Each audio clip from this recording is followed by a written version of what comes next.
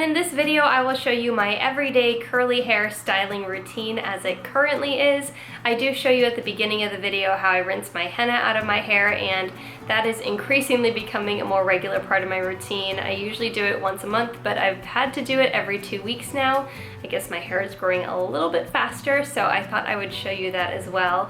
And this is just pretty much what I do on a regular basis if I'm not doing anything fancy. If you want to see more routine videos like this one, let me know in the comments below, and thanks for watching. The first thing I do is, of course, rinse out my henna from my hair if I've been dyeing my hair. And this actually takes the most time out of this entire process because when the henna's been on my hair for 1 to 2 hours, it completely dries out and it's basically just dried mud on my scalp. So I have to completely saturate it and try and rinse as much free as I can before I even apply shampoo.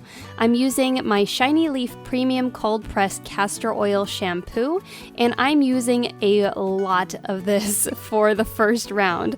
Luckily they have these pump dispensers on the top, so it's much easier to get a lot of product out without having to grab the bottle and hold it, and I usually put twice as much shampoo in when I'm rinsing my henna out as usual. I massage it into my scalp and then give it a good rinse, and then I repeat the process. I am loving these shampoos and conditioners. The castor oil is great, especially since I'm massaging it into my scalp. It is 100% free from sulfates, parabens, and silicones, hexane free, it's Curly Girl approved, and it's a color safe formula. Next, I'm using their Hair Rescue Formula conditioner, and this is so moisturizing.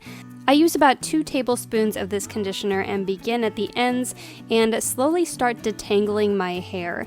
I don't brush my hair pretty much ever. I just detangle in the shower, and then I scrunch that conditioner into the ends until it starts to feel like my hair changes texture.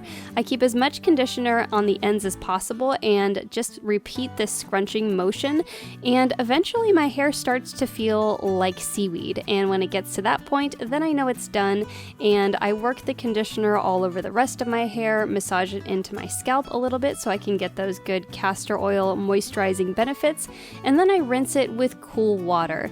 Rinsing it out with cool water helps keep my hair from falling out too much, and it also seals in the cuticles with that moisturizing conditioner, and then I rinse the rest of my body with warm water to warm up, get out, and just scrunch my hair dry with a t-shirt.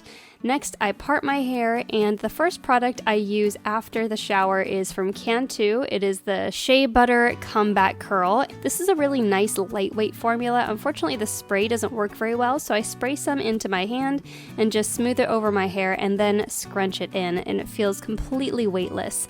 Then I use the African Pride Moisture Miracle Leave-In Cream. This smells just like coconut. It is so delicious. Then I use my Curl Core Enhancing Gel from Amica, and this is one of my favorite curly hair gels. I use the same amount of this as I do of my leave-in conditioner, so that can vary from day to day, but usually it's about 1.5 tablespoons to 2 tablespoons. I scrunch it through all of my hair, and then I begin diffusing, and I try and get as much hair as possible into the diffuser and move it around my head, working in small sections. After about 15 minutes, then I let it air dry for about another 15 to 20 minutes, and this is the resulting texture. It is light and airy, it doesn't feel like there's anything on my hair, and it's kind of a fun curl pattern. And that is my entire current curly hair routine. Thank you so much for watching. Let me know if you want to see more curly hair videos in the comments below.